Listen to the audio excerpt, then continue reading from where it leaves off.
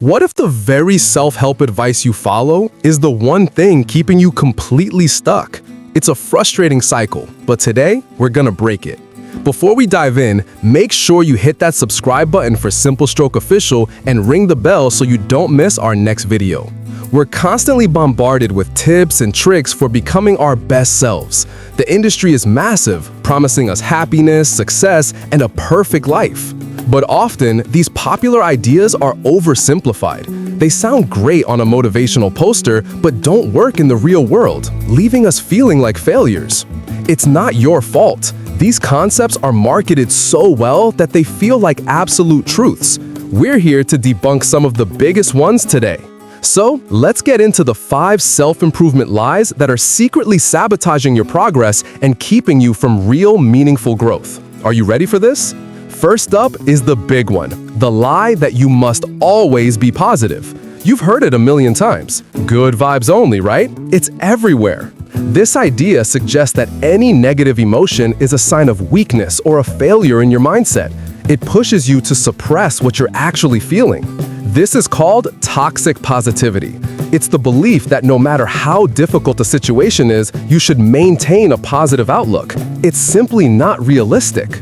Life is full of ups and downs. Feeling sad, angry, or frustrated is a normal and healthy part of the human experience. They are essential signals. When you ignore these feelings, you're not solving the problem. You're just burying it, letting it fester and grow bigger under the surface. It's unhealthy. True emotional health isn't about being happy all the time. It's about acknowledging all your emotions and learning how to navigate them effectively and honestly.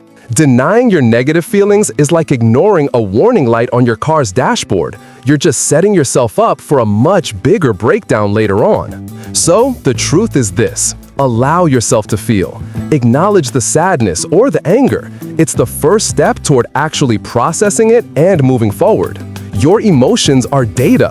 They're telling you something important about your experience. Listen to them instead of trying to silence them with forced positivity.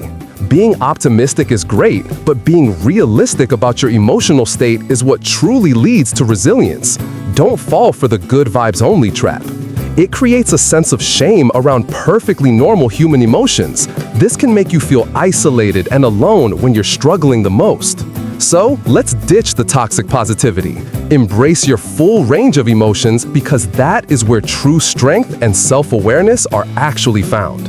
Now, let's talk about the second lie, which is a huge one in today's culture. You must hustle 24/7 or you will ultimately fail. We see it everywhere on social media, the rise and grind mentality, glorifying sleepless nights and working yourself to the absolute bone. It's constantly celebrated. The message is that if you're not constantly working, someone else is and they're going to get ahead of you. It creates a culture of fear. This relentless pressure leads to one predictable outcome: burnout. Your physical and mental health suffers immensely when you never give yourself a proper break. Your brain and body need rest to recover, recharge, and function properly. Creativity and problem-solving skills plummet when you are constantly exhausted and worn out. Think of it like this: you can't sprint a marathon. Success is a long game, and consistent, sustainable effort will always beat frantic, unsustainable bursts of work. The hustle culture myth completely ignores the importance of rest, reflection, and even boredom. These are the times when our best ideas often emerge. True productivity isn't about being busy. It's about being effective. It's about working smarter, not just harder, and knowing when to step away from it. The most successful people in the world understand the power of downtime. They schedule breaks, they take vacations, and they prioritize their well-being. They know that a well-rested mind is a more powerful and creative mind. Rest isn't a sign of weakness, it's a strategic part of the process. So reject the idea that your worth is tied to how busy you are. Your well-being is far more important than a completely packed schedule.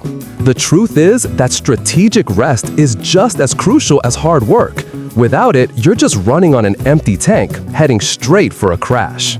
Moving on to the third lie, which is a classic: you just need more motivation.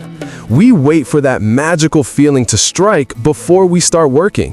But motivation is a fickle friend. It comes and goes without warning. It's an emotion, and you cannot build a successful life based on an inconsistent feeling. Relying on motivation is like trying to power your house with a lightning storm. It's powerful when it hits, but you can't count on it daily. What you really need is not motivation, but discipline and systems.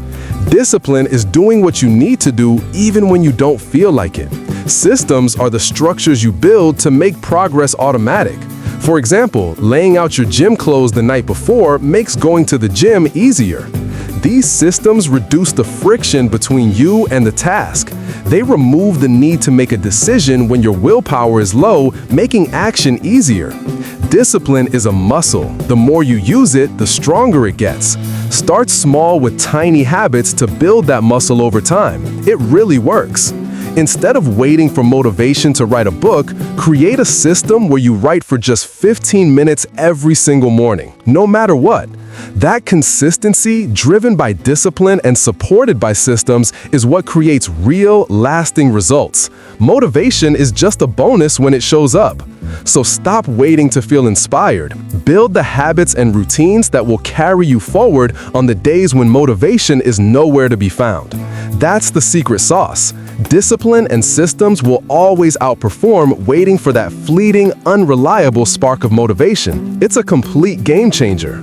Let's break down lie number 4, that failure is always a bad thing. We are taught from a young age to fear failure at all costs. We see it as an endpoint, a final judgment on our abilities. This fear can be so paralyzing that it stops us from even trying new things. But the most successful people reframe failure completely.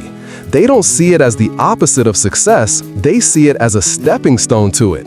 Failure is data. Every time you fail, you get valuable information about what doesn't work. This feedback is essential for learning and for improving your approach. Think of it like a scientist running an experiment. If the experiment fails, it's not a disaster. It's just new data that guides the next attempt. Embracing this mindset allows you to take more risks and be more innovative. You're not afraid to try something that might not work out perfectly. This is where true growth happens, outside your comfort zone, in the space where you are willing to make mistakes and learn from them. It's so important. So, instead of beating yourself up when you fail, ask yourself, what can I learn from this? This simple question can change your entire perspective.